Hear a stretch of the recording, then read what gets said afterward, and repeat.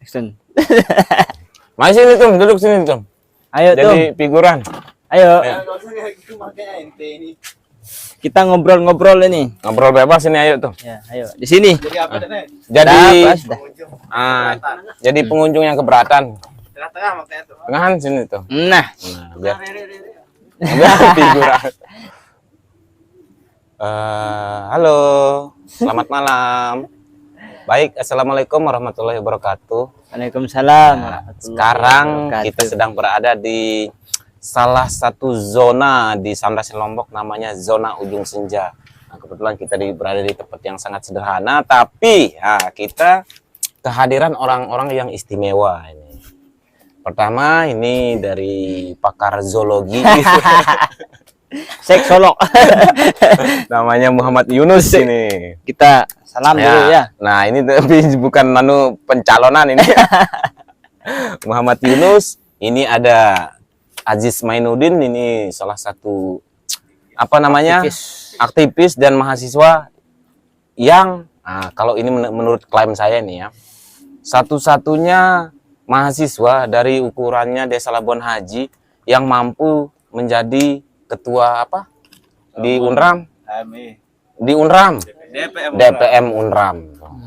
Jadi dia pertama kali istilahnya mahasiswa ukuran di Labuan Haji ini pecah telur bisa menjadi ketua DPM. Ya, tokoh di Dewan Kampus. Oh, itu DPR-nya kampus. Itu sangat saya kagumi, itu luar biasa itu. Nah, di saya ini apa keistimewaan saya ya? Nanti mungkin bisa langsung dijelaskan. Kebetulan belum jelas ini siapa narasumbernya, ini saya serahkan kepada yang berwenang. Silahkan Yunus. Oh ya, terima kasih Bang Khori Bayinatur Rosyi, Ketua atau Direktur Pengelola Sunrise Land Lombok bersama teman-teman di sini yang menerima kita dengan begitu baik. Ada jajan lebaran di sini, ada peye, ada namanya jajan tarik, nggak salah. Ini. Ada abuk dan lain-lain, ABG ya, abek. Ada pisang salah bahasa ini. Salah bahasa. Ya teman-teman, kita akan sedikit ngobrol-ngobrol ini bersama teman-teman SLL. Kita lihat SLL ini menjadi pionir ya, pariwisata di Lombok Timur, khususnya di bagian timur ya. Yang mengelola pantai di Desa Labuan Haji, tepatnya di Dusun Montong Meong ya, Dusun Montong Meong namanya. Beberapa hari yang lalu saya sempat mengikuti story WA-nya Bang Khori ini yang begitu berapi-api, kayaknya ada sesuatu yang sedang beliau pikirkan dan ada masalah yang cukup pelik yang beliau hadapi. Karena saya lihat story WA-nya itu ya cukup berapi-api dalam menyampaikan pandangan-pandangan yang cukup kritis mengenai pariwisata di Kabupaten Lombok Timur. Gimana kabarnya Bang? Alhamdulillah sebetulnya baik, tapi ketika saat saya memikirkan umat di Sunrise Lombok ini ya baru saya memang itu berapi-api, agak pusing saya. Begitu kondisinya. Teman-teman media juga banyak ya yang sering nimbrung di sini ya. Ya, sangat banyak.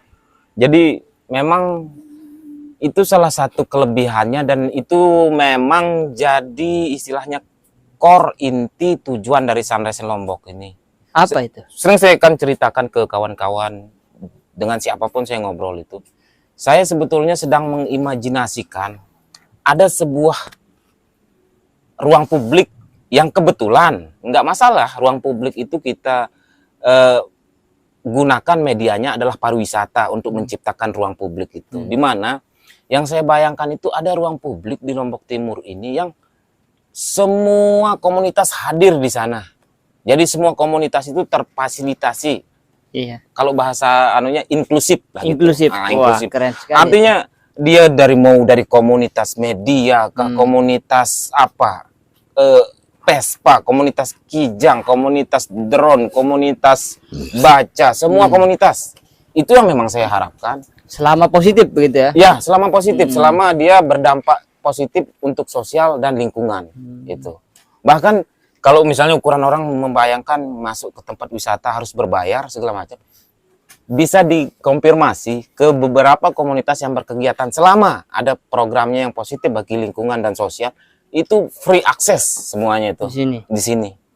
Karena memang kita orientasinya, kalau di bahasa saya itu ini kerjaan iseng-iseng berhadiah, di mana kalau uang itu efek samping aja sebetulnya itu. Dan pasti akan mendatangkan uang kok kalau misalnya pengelolaannya baik apa segala macam. Dan itu malah dampak ekonominya itu yang berkepanjangan. Berkepanjangan. Hanya kalau kawan-kawan media udah nggak terhitung mungkin berapa kali berkegiatan di sini. Yang istilahnya sekedar secara personal berkunjung, yang secara berkelompok melakukan kegiatan segala macam itu memang tujuannya, salah satu tujuannya kita itu sebagai ruang publik bagi semua komunitas. Semua komunitas. Karena jujur saya belum menemukan arena publik semacam itu di Lombok Timur. Dan rasanya itu yang sangat kita butuhkan di Lombok Timur. Di Lombok Timur ada sebuah arena yang semua orang, jangankan hanya orang Lombok, semua orang dari luar Lombok pun bisa berkegiatan di sana. Contoh misalnya, yang sederhana saya contohkan biar publik gampang langsung menangkap maksud saya. Titik 0, KM 0 di Jogja. Iya. Nah, saya pernah sampai di situ. Nah, ya? Itu. Ya, itulah sebetulnya salah satu perwakilan sebuah ruang publik, arena publik yang sangat kita butuhkan di Lombok ini. Semua komunitas di sana, tidak hanya orang Jogja, semua orang internasional bisa berkegiatan di sana. Itu yang kita butuhkan untuk menumbuhkan atau menampilkan ide-ide atau kreativitas dari berbagai macam komunitas itu. Itulah di Sunrise Lombok yang kita harapkan. Status Sunrise Lombok di sini? Status kami kalau dari segi legalitas kan ini kan aset Pemda yang istilahnya kita nyewa atau kita ngontrak per tahun. Ya saya sebutkan aja angkanya, misalnya 50 juta untuk tahun ini, per tahun kita bayar itu untuk mendapatkan izin pengelolaan gitu. Tapi sering sih saya dipecandain sama teman-teman juga. Saya belum pernah menemukan ada komunitas kelompok anak muda yang dia kelola sampah, konservasi penyu segala macam, tapi harus ngontrak 50 juta. Itu di dunia manapun belum pernah saya temukan. Dan harusnya kan kalau ngontrak itu udah bersih gitu ya. Gitu. Dan tempat ini termasuk baru. Biasanya kan kita ngobrolnya di sebelah sana. Sebelumnya kan masih tandus ini, banyak rumput. Sekarang bagus sekali. Ada gazebo juga di depan ini. Betul dah, ini sebetulnya salah satu upaya untuk persiapan kami sebulan sebelum puasa, pembersihan, dan tujuannya waktu itu adalah selain untuk acara bazar UMKM yang kita laksanakan seminggu sebelum puasa waktu kemarin, tujuan jangka panjangnya adalah untuk menyambut momen pesta pantai ini seharusnya. Oh itu gitu ya, karena memang ada event besar yang rencananya kita buat di sini, makanya kita lakukan penataan sampai ke arah sini.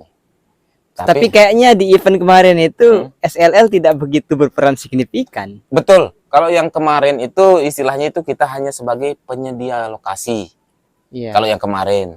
Nah terus sayangnya harapan kita untuk acara pesta pantai yang sekarang ini, yang minggu kemarin sama minggu depan kan, 2 kali. Sayangnya ya pupus karena dengan kondisi yang ya masyarakat sudah tahu kan kondisinya. Itu sih. Betul, banyak keluhan juga ya di dunia media sosial, di dunia maya mengenai pesta pantai. Artinya kalau kita buka-bukaan saja ini, di pesta pantai kemarin SLL dapat apa? Kalau ditanya, karena saya lihat kan yang mengambil retribusi karcis itu kan panitia begitu. Betul. Dengan melakukan pencegatan di beberapa pintu masuk ke desa atau ke spot wisata Labuan Haji. Kalau ditanya misalnya SLL dapat apa pas momen pesta pantai, mungkin ya saya jawab misalnya kita dapat sekaligus dapat kerugian yang sangat besar juga gitu. Karena kan ya situasi kemarin itu terpaksa akhirnya kita hanya menarik retribusi untuk kendaraan. Dan itu pun kita turunkan hampir lebih 50%. Hampir bisa kita katakan ya 80%. Ya. Karena yang dari 5.000 kita turunkan dia menjadi 2.000 untuk roda 2. Saya ikuti cuitan-cuitannya Mas Kori di di story WA itu. Iya. Kita sibuk klarifikasi. Itu maksudnya apa itu? Sibuk klarifikasi karena semua pengunjung itu komplain di sini. Kita udah bayar di sana di pinggir jalan, orang panitia di sana itu bilang tinggal tunjukkan ini tiket ini, udah nggak perlu bayar apa lagi di sana di pinggir pantai katanya. Sedangkan kita ada pengelolaan di sini, ada manajemen, ada anggota yang harus dipenuhi kebutuhan dasar. Berapa orang di sini? Di sini kita totalnya sekarang ini 22 orang, tapi dalam momen-momen tertentu kita merekrut istilahnya tenaga lepas itu loh. Ad hoc lah. Nah, gitu kita tambah ya tambahan itu. Dari apa? Dari masyarakat setempat, terus sering kami kerjasama dari sekolah ilmu pelayaran, dari mahasiswa juga. Pokoknya dari siapa saja misalnya yang membutuhkan apa pemasukan tambahan di hari itu. Bahkan BKD, Badan Keamanan Desa kita libatkan di hari-hari tertentu yang ramai. Ya. Kayak kemarin tuh kan, ya. Apalagi besok juga Lebaran ini Syawal ini. Ya. Tapi terpaksa dengan kondisi kemarin yang pemasukan pertama jumlah kunjungan kita berkurang, pemasukan juga sangat turun drastis. Ya terpaksa kita nggak merekrut karena nggak mungkin kita. Ya saya sempat nonton juga di Selaparang TV ya bahwa pengunjung sangat turun drastis. Itu kira-kira secara keilmuan yang setelah sekian lama dibangun, coba dipromosikan tempat ini menjadi suatu tempat wisata yang cukup terkenal di masyarakat, bahkan di luar Lombok Timur ya, di NTB ini. Itu ada nggak pengaruhnya dengan banyaknya komplain-komplain yang diklarifikasi Bang Kori kemarin itu? Pengaruh nggak itu? Sangat berpengaruh dia. Misal sederhana, kalau kita menggunakan dari sisi keilmuan, misalnya kita membahas sebuah acuan yang itu hampir semua masyarakat tahu, yang namanya pentahelix itu. Hampir semua tahu itu. Nah, anggap kasus yang kemarin itu adalah salah satu dari sekian banyak testimoni yang membuktikan di pentahelix itu, di pembangunan, mungkin ya saya sebut pariwisata karena pariwisata, tapi saya nggak tahu di sektor lain itu. Unsur pentahelix yang bernama government yang membuat regulasi atau regulator itu yang selalu berpotensi menjegal 4 unsur yang 3 unsur lainnya, 4 unsur lainnya itu. Misal sini Sanasi Lombok. Dari segi komunitas tadi sudah saya bilang sangat kuat. Dari sisi akademisi sangat kuat itu. Bahkan UGM di sini hadir di sini. UGM, Unram, Hamjan Wadi hadir di sini. Dari sisi media sangat kuat media. Dari sisi bisnisnya bisa dikatakan sudah mulai jalan ini. Regulasi, government yang membuat regulator ini yang berpotensi menjegal 4 unsur ini. Contohnya yang tadi yang kita bahas tadi. Masalah pesta pantai, sederhana itu.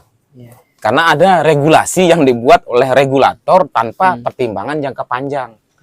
Hanya jangka pendek orientasinya gitu. Kalau menurut Mas Kori ini, apakah strategi yang digunakan di dalam menggelar event pesta pantai itu pas apa enggak? Apakah itu justru tidak kontraproduktif nantinya? Kalau menurut saya sih ya, sebagai outsider gitu, orang luar, tentu orang akan berpikir lagi kemudian. Ya kan, apa namanya, keinginan kita untuk berwisata itu beda-beda. Sementara kalau kita lihat kemarin kan di segala penjuru kemudian dicegat hanya untuk ke pantai, ke desa. Bahkan infonya saya dengar orang yang mau berziarah ke keluarganya pun juga dimintai karcis gitu kan. Ya Allah alam, saya nggak kesini kemarin. Gitu. Gimana menurut Mas Kori itu? Kalau menurut saya misalnya ya, saya sampai ke pemahaman bahwa ini adalah salah satu contoh gagalnya manajemen tata kelola kepariwisataan di Lombok Timur ini. Gagal. Karena kenapa kita harus bilang gagal? Karena ini bukan kasus kemarin ini aja. Kasus tahun yang dulu. berulang tahun, Betul. tiap tahun itu terulang, komplain-komplain itu. Artinya ya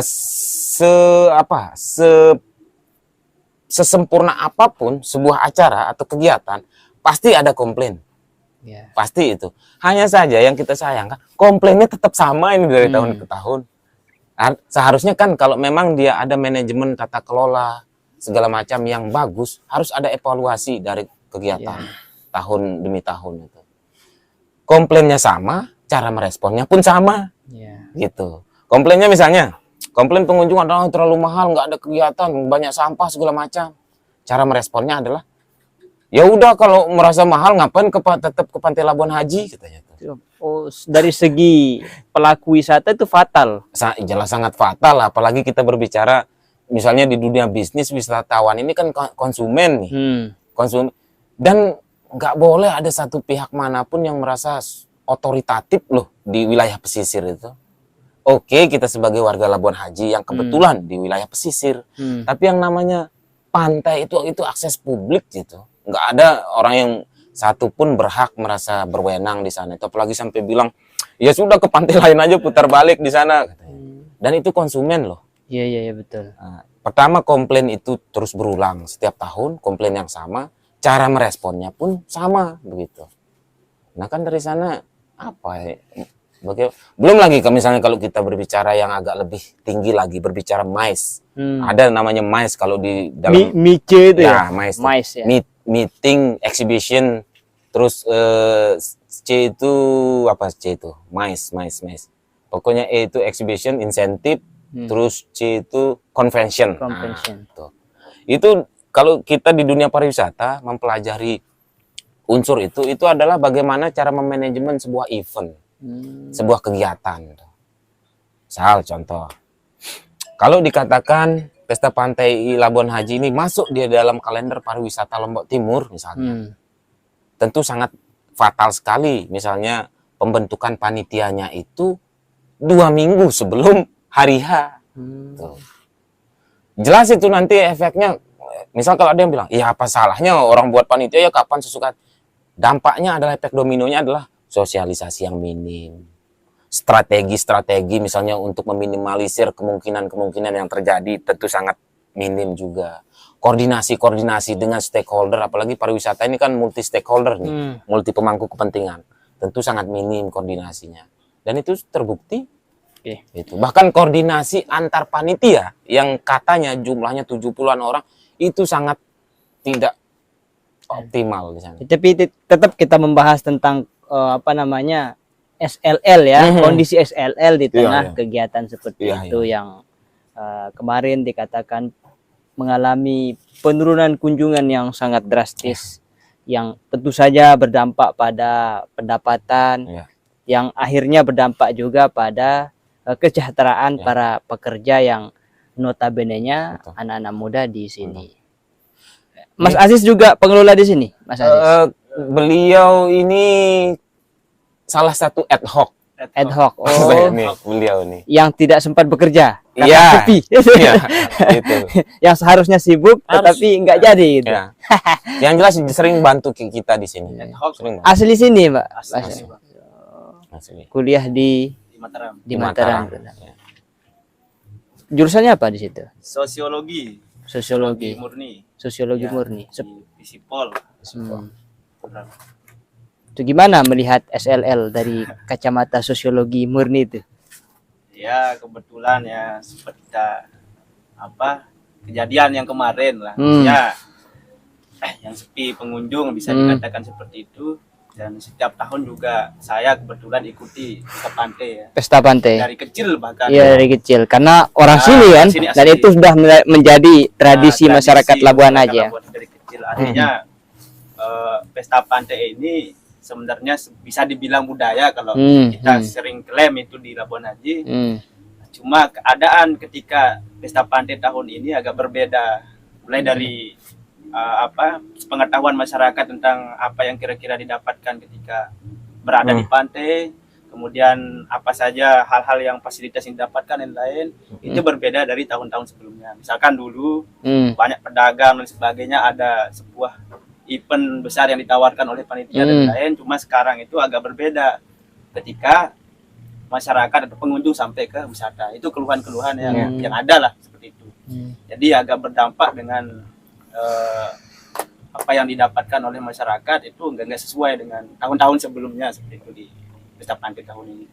Jadi berdampak juga ya tentang pendapatan masyarakat di sekitar pantai dan lain-lain itu agak drastis. Iya, pengelola wisata Sunrise ini kan juga masyarakat sini begitu. Panitia Pesta Pantai juga masyarakat sini begitu. Itu secara sosiologis berpotensi nggak menjadi ada semacam clash nanti karena tidak adanya kohesivitas itu komunikasi yang baik.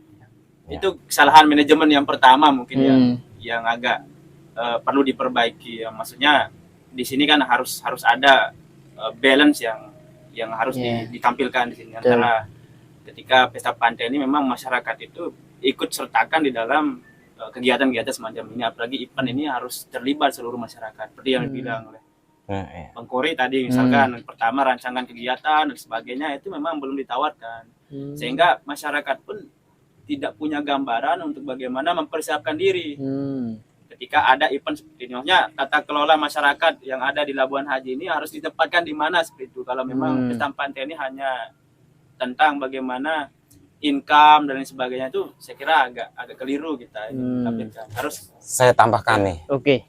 Ya, apa namanya? Pertanyaan tadi itu yang seharusnya muncul di para regulator itu. ya, regulasi. Oh iya. Ini regulator terus ini kayaknya ada dendam dengan pemerintah ini. Enggak, ya mau tidak mau. Apa masalahnya dengan Dinas Pariwisata? Mau tidak mau kita harus mengatakan itu karena karena istilahnya aktivitas kepanitiaan Pesta Pantai ini kan legalitasnya dari sisi regulasi yang dibuat oleh regulator. Regulator ini dalam artian di hampir setiap jenjang dari desa, dusun, camat, terus segala macam sampai ke Dispar, Dishub segala macam. Oh iya. Pertanyaan yang tadi itu seharusnya menjadi pertanyaan mereka. Ini kan sama-sama anak daerah, Persis. anak putra Labuan Haji juga. Karena gitu. apa? Kalau dia dari sisi akademisi pariwisata, Iya. yang namanya wisata, pariwisata, seringkali orang membahasakannya gagal mereka menganggap atau membentuk produk pariwisata itu. Iya. Orang anggap produk pariwisata itu adalah uang, pop mie, apa segala macam. Padahal, nah ini agak ilmiah dia sedikit. Iya. Produk pariwisata itu adalah sesuatu hal yang intangible, Apa artinya itu? abstrak. Karena produk pariwisata itu adalah pengalaman. Yang namanya pengalaman itu adalah totalitas dari interaksi itu. Iya. Totalitas orang berinteraksi dengan panitia Pesta Pantai, berinteraksi dengan sesama wisatawan, berinteraksi dengan tuan rumah segala macam. Yang akhirnya secara esensial seharusnya pariwisata itu tujuannya untuk sebagai perekat emosional masyarakat. Perekat emosional masyarakat antar masyarakat, perekat emosional masyarakat dengan lingkungannya, dengan sosialnya. Dan itu yang tidak terjadi di acara Pesta Pantai itu. Malah jadi pertak gitu ya. Tuh. Yang pertanyaan tadi itu adalah Iya. pengelola sini masyarakat di sini, Iya. panitia Pesta Pantai masyarakat di sini. Seharusnya itu menjadi peluang untuk harmonisasi antar masyarakat, antar beda dusun apa segala macam. Dalam orientasi bersama Labuan Haji, Lombok Timur, Lombok, NTB, dan Indonesia lah kita bahasanya. Tapi sekarang kan sudah selesai ini apanya? Pesta Pantai. Masih. Masih. Minggu besok ini masih. Hari Minggu besok lagi. Minggu 2 kali. Berarti dia. ada lagi pencegatan di jalan. Ada. Oh, kirain cuma 2 hari kemarin itu. Karena yang saya dengar infonya kan SLL diminta untuk tidak beroperasi selama 2 hari. 2 hari ya. Meskipun dalam pikiran saya kok orang kontrak diminta untuk tidak operasi kan. Iya. Bingung kita juga saya sebagai orang luar juga kok bisa begitu? Ya. Ibaratnya saya kalau dalam bahasa para petani di rumah di kampung itu kan nanggep bangkep misalnya gitu. Lalu karena ada kepentingan tertentu orang nanggep ini dibilang nggak usah ente ke sawah dulu ya besok 2 hari. Kok bisa begitu? Tapi Bang Kori gimana nanggapinya itu? Tanggapan saya adalah dengan analogi yang sempat saya ceritakan bahwa ibarat orang sudah dari nol capek-capek ngumpulin kayu, ngumpulin lem, ngumpulin paku, ngumpulin segala macam untuk buat perahu, dihalusin segala macam. Yang harapannya adalah ketika musim ikan, musim tangkap, perahu ini bisa digunakan untuk menangkap ikan. Gitu. Tapi yang terjadi ketika musim tangkap ikan datang, balik lagi-lagi saya bilang regulator ini. Datang, jangan dulu pas hari itu jangan gunakan perahu itu katanya. Dengan terpaksa si pembuat perahu ini tidak menggunakan perahu itu. Tapi Bang Kori sendiri yang punya perahu. Nah itu dia. Kenapa kok membiarkan nggak mendengarkan begitu saja, nggak mau pakai perahu? Itulah posisi apa istilah kalau bahasa di sini tuh bahasa orang sepenate, itulah akhirnya larinya tuh. Karena yang terjadi adalah kalau ada bahasa keren itu, kalau kita ngotot clash of civilization itu yang terjadi.